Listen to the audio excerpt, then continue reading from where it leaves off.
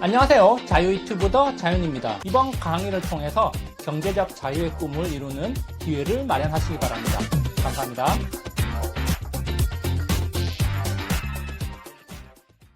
자, 오늘은 그동안 힘들었다. 지금은 너무 싸다. 패드 의장 파월은 인플레가 일시적이 아니라고 말했다라는 제목으로 이야기를 한번 해볼까 합니다. 2021년 5월부터 최근까지 소위 굴뚝주로 불리는 기업들의 주가 오랜 기간 동안 흘러내렸습니다. 지루하게 흘러내리면서 많은 사람들을 상실감에 빠지게 했는데요. 자, 그렇다면 이 기업들이 지금 어느 정도 수준일까? 과연 미래가 없는 걸까? 여기에 대해서 한번 생각해보는 시간 가져보도록 하겠습니다. 자, 시장은 돌고 돕니다. 순환한다는 거죠. 우리는 2021년 한 해 동안 이런 시장을 계속해서 경험하고 있습니다. 돌고 돌아가면서 해먹는 시장이라는 겁니다. 자, 그렇다면 우리 지금 어디에 관심 가져보는 것이 좋을까? 자, 제가 뉴스와 리포트 몇 개 한번 가져와 봤습니다. 자, 따끈따끈한 뉴스도 있고 조금 식은 뉴스도 있습니다. 한국경제에서 12월 1일 날 나온 매파로 변한 파월 급한 유턴이라는 뉴스, 그리고 11월 32일 피크아웃 감안해도 롯데케미칼 역사적 저평가, 11월 22일 삼성증권에서 나온 사이클 변화에 기반하며 현재 우려는 과도한 수준, 그리고 DB금융투자에서 11월 22일 날 나온 공급 측 병목 현상에 대한 새로운 해석이라는 리포트와 11월 29일 날 비껴서거나 함께 가거나라는 리포트 한번 살펴보면서 우리가 어디에 관심 가지면 좋을지, 어떻게 투자 전략을 세우면 좋을지 여기에 대해서 생각해보는 시간 가져보도록 하겠습니다. DB금융투자에서 11월 29일 날 나온 리포트입니다. 비껴서거나 함께 가거나, 성장 둔화 그리고 인플레이션의 시대, 두 가지 전략을 세울 수 있다는 건데요. 첫 번째로 물가 상승에 비껴서는 전략, 그리고 두 번째로 물가 상승에 동행하는 전략입니다. 자, 물가 상승은 피할 수 없는 숙명이다 이렇게 볼 수가 있는데 2022년에도 화두로 자리 잡을 겁니다. 자, 그래서 물가 상승을 가정할 때 전략은 두 가지 나누는데, 하나는 물가 상승에 비껴서는 전략이다. 자, 그렇다면은 이 비껴서는 전략으로 선택할 수 있는 게 바로 신기술 관련주가 해당이 된다. 이들은 원가 상승에 대한 부담을 느끼지 않으면서 혁신성에 의해서 수요를 만들어낼 수가 있다. 자, 그래서 소프트웨어 분야, 인터넷과 하드웨어 분야의 반도체 업종이 이에 해당한다 이런 이야기고요. 자, 두 번째 다른 하나는 물가 상승과 함께 가는 전략이다. 자, 그래서 이 물가 상승과 함께 가는 전략은 구경제 산업이라는 거죠. 물가 상승은 공급 측 우위 시장이 형성됐다는 신호고, 자, 그리고 산업재 분야의 조선과 범용 소재 분야의 화학 업종이 해당이 된다 이런 이야기 나오고 있습니다. 그래서 우리가 지금 전략 하나로 계속해서 밀어붙이기보다는 다양한 전략을 사용할 필요가 있는데, 어떤 전략을 펼칠 것인가, 두 가지 전략이 있다. 그래서 물가 상승과 함께하거나 물가 상승에 비켜가는 전략을 사용할 필요가 있다 이런 이야기하고 있는 거죠. DB금융투자에서 11월 22일 날 나온 공급 병목 현상에 대한 새로운 해석이라는 리포트 살펴보겠습니다. 자, 만약에 지금 전 세계적으로 일어나고 있는 공급 병목 현상이 쉽사리 해결된 문제가 아니라면, 자, 그렇다면 과연 어떻게 될까? 공급 병목 현상이 당분간 지속된다면 구조적인 문제이든 바이러스의 문제이든 예상보다 공급 병목 현상의 해소가 지연되고 있는 것이 현실입니다. 자, 이런 것들이 빠르게 해소되지 못하고 계속해서 조금씩 딜레이가 된다면 어떻게 될까? 자, 그렇다면은 이렇게 딜레이가 된다면 구경제 산업 관련 주식은 공급자 우위 시장이 상당 기간 이어짐에 따라 특수를 누릴 여지가 있다. 흔히 시클리컬이라고 불리는 그 대상이다. 시클리컬이 굴뚝이라고 생각하면 됩니다. 자, 공급 측 병목 현상이 주식시장 전반에 불리한 요소로 작용할지언정 시클리컬에게는 우호적인 환경을 마련해 줄 수 있을 것이다. 시클리컬에 대한 투자 비중 확대를 고려해야 된다. 자, 그렇다면 왜 이렇게 시클리컬에 대한 투자 확대를 고려해야 되냐? 공급 측 병목 현상이 수년간 누적된 구경제 산업에 대한 시설 투자 위축의 반대급부라고 해석할 수 있다. 그렇기 때문에 시설 투자가 늘어날 수가 있고, 그래서 시클리컬 관련 기업들이 긍정적인 모멘텀을 받을 수가 있다. 이렇게 또 해석을 하고 있는 겁니다. 한국경제에서 12월 1일에 나온 매파로 변한 파월 급한 유턴이라는 뉴스입니다. 자, 여기에 굉장히 중요한 발언들이 몇 가지 있는데 제가 그런 것들 한번 체크를 해봤습니다. 자, 그동안 패드에서는 인플레이션이 일시적이라고 계속해서 말했습니다. 그렇지만 시장에서 아무도 이게 일시적으로 끝날 거다 이런 해석은 하지 않았죠. 패드가 일시적이라고 말하든 말든 시장은 이미 일시적이 아니라고 생각을 하고 있었습니다. 파월의 발언을 한번 살펴보면요. 자, 그는 높은 인플레이션이 지속될 거라는 위험이 더 커졌다. 높은 물가가 내년 중반까지 이어질 것으로 예상한다라고 강조를 했다고 합니다. 사실 내년 중반까지 이어질 거라는 예상 많이 하고 있었습니다. 내년 중반이면은 빨라야 6월, 보통 중반이라 그러면 한 8월까지도 이야기를 하죠. 하여튼 1, 2분기, 상반기까지는 계속 이어질 것이다. 그리고 하반기부터는 어느 정도 안정될 것이다. 이런 견해들은 있어 왔기 때문에 그렇게 놀랍지 않지만 파월에서 공식적으로 그렇게 언급을 했다는 거죠.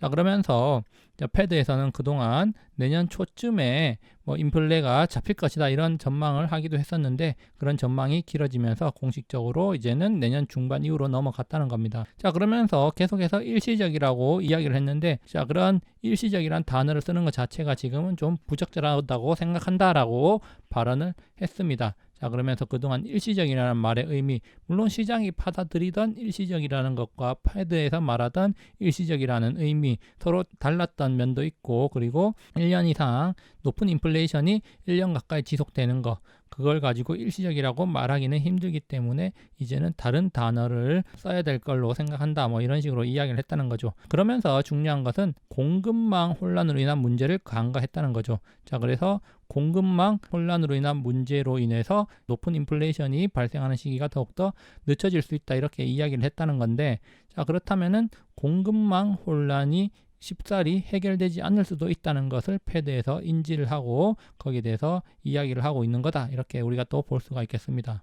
자, 그리고 신문기사를 조금 더 살펴보면요. 파월 의장은 오미크론 변이와 관련해서 지금으로서는 위험 그리고 경제 전망에 대해서 고려할 요소가 아니다. 앞으로 10일 혹은 몇 주 내에 더 많이 알게 될 거니까 그때까지 기다리면 된다라고 이야기를 했고요. 자, 그러면서도 추가 셧다운이 있으리라고 생각하지 않는다고 밝혔습니다. 다시 말해서 변이 바이러스가 확산되더라도 과거에 셧다운 했던 것처럼 경제가 위축될 거라고 보지는 않는다 이런 발언이고요. 자, 그러면서 라파엘 보스틱 애틀랜타 연방은행 총재도 지난 28일 인터뷰에서 코로나 변이 바이러스가 잇따라 나타나면서 경기 둔화가 있었지만 그때마다 경기 침체 정도는 점차 약해졌다. 오미크론이 델타 변이와 비슷한 궤적을 날아간다면 경제 회복이 느려지겠지만 델타 변이만큼은 크지 않을 것이라고 말했다. 다시 말해서 오미크론이 확산돼 가지고 경제 위축이 일어나더라도 지난 델타 변이보다는 더 약한 수준에 그칠 것이다. 이미 백신 보급 영향도 있을 것이고 사회적으로 변이 바이러스에 적응을 하고 있기 때문에 침체 정도가 더 얕을 거라고 보고 있는 겁니다. 자, 그러면서 월가 관계자는 파월 의장은 오미크론이 총 수요를 감소시킬 정도로 미국 경제에 타격을 주지는 못할 것으로 보는 것 같다. 자, 여기서 중요한 것은 총 수요죠. 자, 총 수요의 변화가 오지는 않을 것 같다. 오미크론이 그만큼 경제에 치명적이지는 않을 것 같다고 생각을 하고 있다는 겁니다. 자, 그래서 여기서 중요한 것은 총 수요인데 결국에는 수요가 계속해서 살아있고 수요가 견인하는 인플레이션 시대가 2022년에 본격화될 가능성이 있다. 이렇게 우리가 또 해석을 해볼 수가 있겠습니다. 자, 그리고 11월 30일 한국경제신문에 나온 피크아웃 감안해도 롯데케미칼 역사적 저평가다. 자, 화학업종 실적은 최고를 찍고 있는데 주가는 줄줄 흘러내렸다는 거죠. 몇 달 동안. 자, 해도 너무한 거 아닙니까? 자, 그동안 고생했다. 이제는 바닥일까? 자, 바닥을 한번 생각해봐도 되지 않을까? 이런 생각이 조금 들긴 하는데요. 자, 신문 기사 한번 보겠습니다. 자, 전문가들은 모든 악재를 고려해도 현 주가는 지나친 저평가 상태다고 강조한다. 밸류에이션이 역사적 하단 수준까지 내려와 있어서 저가 매수를 노릴만 하다는 조언이다. 자, 모든 악재와 우려를 감안하더라도 밸류에이션이 지나치게 낮다는 분석. 자, 주가 수익 비율, 퍼 비율이죠. 퍼 배수가 지금 현재 4.9배로 지난해 말의 9.3배의 절반 수준이다. 엄청나게 할인해서 판매가 되고 있다는 겁니다. 롯데케미칼의 주가죠. 자, 롯데케미칼의 주가뿐만 아니라 화학업종 전반이다 이렇습니다. 롯데케미칼은 대장주로서 지금 대표로 나온 거고 화학업종 전반이 실적은 좋은데 주가는 한동안 꼬라박았다는 거죠. 자, 그래서 이런 것들이 지금 해소가 되고 있다는 겁니다. 자, 그러면서 왜 그러면은 주가가 꼬라박았냐? 향후 실적 불투명 공급 과잉 우려 때문이었는데 자, 내년 2분기 이후에 나프타 가격이 안정되고 물류 차질도 완화될 걸로 예상되고 되고, 자 그러면서 개발도상국 중심으로 백신 접종이 확대되고 경구용 코로나19 치료제 개발 등으로 석유화학 제품 수요가 증가해서 공급 과잉 문제가 해결될 것이다 라고 전망이 나오고 있는데, 결국에는 공급 과잉 문제가 해결될 만한 여지가 지금 있고 해결된다면은 더욱더 긍정적일 것이다. 그런데 지금 밸류에이션 측면에서 봤을 때 역사적 저평가 구간이기 때문에 지금은 충분히 매수를 고려할 만한 구간이다, 이렇게 또 해석이 나오고 있는 겁니다. 자, 롯데케미칼뿐만 아니라 다른 종목들도 다 그렇다는 겁니다. 자, 그리고 삼성증권에서 나온 현재 우려는 과도한 수준이다. 자, 철강업에 대한 이야기입니다. 철강업 역대 최대 실적인데 주가는 그렇지 않다는 거죠. 해도 너무하다. 자, 이거 철강도 너무하다. 자, 굴뚝주들 다들 너무하다 이겁니다. 그동안 고생했다. 그래서 이제 바닥일까 한번 생각을 해봐야 되는데요. PBR 0.43배를 정당화시킬 수 있는 논리는 무엇인가? 자, 철강업 포스코는 지금 2022년 기준으로 PBR이 0.43배에 거래되고 있다. 자, 그리고 현대제철은 PBR이 0.28 수준이라는 겁니다. 자산 기준으로 엄청나게 저평가돼서 거래가 되고 있다는 거죠.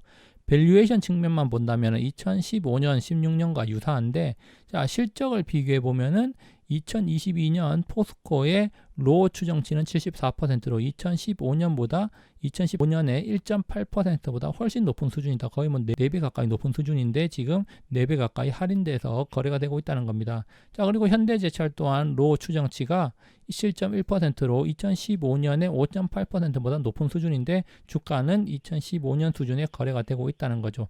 더욱더 실적은 좋아졌지만 그에 대한 평가를 제대로 받지 못하고 있다는 겁니다. 자, 그렇지만 이런 평가를 받고 있는 이유가 지금 앞으로 시장이 더 안 좋아질 것이다, 업황이 더 안 좋아질 것이다, 이런 우려가 반영됐다는 거죠. 그래서 사이클로 본다면은 지난 10년간 경험했던 공급 과잉 현상이 바뀌지 않았다는 판단이 자리 잡고 있다. 즉 철강 역시 공급 과잉으로 인해서, 다시 말해서 수요 부진으로 인해서 철강업이 내년에 살아나기 힘들 거라는 전망이 지배적이기 때문에 굉장히 싸게 거래가 되고 있다는 겁니다. 시장에서 말이죠. 자, 그런데 이런 우려가 진짜 맞는 것일까? 여기에 대해서 한번 생각해 보자, 이런 내용인데, 그런데 보니까 지난 10년 동안 설비 투자가 없었다는 거죠. 철강업에서는 탄소 중립 때문에 철강업이 가장 직격탄을 맞는 업종 중에 하나이고, 자, 그렇기 때문에 자, 웬만한 철강 기업들은 그동안 설비 투자를 늘리지 않았다는 겁니다. 늘려봐야 탄소 중립해야 되면은 또 돈이 더 들어가니까 그냥 지금 수준에서 생산을 하자, 이런 거죠. 자, 그래서 지난 10년 동안 철강 업종은 공급 과잉 산업의 대명사로 여겨졌고 오랜 기간 동안 하락을 경험했는데, 자, 그렇지만 2018년 이르러서 공급 과잉이 심하지 않았던 2000년대 초반 수준으로 가동률이 회복되었다. 자, 설비 투자가 증가하지 않았을 뿐만 아니라 ESG 트렌드 강화로 앞으로 신규 설비 투자가 대규모로 진행되기 어렵다고 본다면은 철강 업종은 공급 과잉 완화에 기반하여 수익을 향유할 수 있을 것이다. 다시 말해서 철강 업종 그동안 설비 투자가 진행되지 않아 가지고 생산 능력이 저하됐는데 오히려 이것이 공급 과잉 우려를 해소하는 역할을 할 수 있을 것이고, 기존의 기업들은 수익성이 높아지는 회사 운영을 할 수가 있을 것이다. 이렇게 우리가 또 해석을 해볼 수가 있겠습니다. 자, 결론입니다. 핵심 키워드 한번 살펴보면요. 인플레이션, 공급 병목, 시클리컬, 역사적 저평가, 과도한 우려, 공급 과잉, 수요 회복, 뭐 이 정도로 볼 수가 있겠고요. 자, 이런 키워드들을 조합해서 한번 살펴본다면은 우리가 투자처를 좀 찾아볼 수 있지 않을까, 이런 생각을 해봅니다. 자, 그래서 인플레이션에 자유로울 수 없는 시기, 투자 전략 어떻게 될 것이냐, 우리가 앞에서 살펴봤죠. 첫 번째로 인플레이션을 비켜가는 전략이 있을 수 있고, 두 번째로 인플레이션과 함께 가는 전략이 있을 수 있습니다. 자, 그래서 시클리컬과 인플레이션에 함께하는 전략, 시클리컬 업종에 투자하자, 뭐 이런 내용인데요. 시클리컬은 다시 말해서 굴뚝이죠. 자, 그런데 이 굴뚝 업종 현재 역사적 저평가 구간에 있는 기업들이 많더라. 자, 실적은 좋은데 향후 업황이 불확실하기 때문에 굉장히 저평가 구간이다. 자, 그렇다면 이 향후 업황 불확실성이 해소된다면 긍정적일 수 있지 않을까. 자, 그래서 우리가 생각해 봐야 될 거, 과연 내년에도 공급 과잉, 경기 부진, 수요 부진 같은 일들이 일어날 것인가, 그리고 설비 투자가 추가적으로 일어나는 일이 있지 않을까, 이런 생각도 한번 해볼 필요가 있다는 겁니다. 자, 그래서 여기까지 영상 감상해 주셔서 감사하고 항상 즐거운 하루 보내시기 바랍니다. 감사합니다.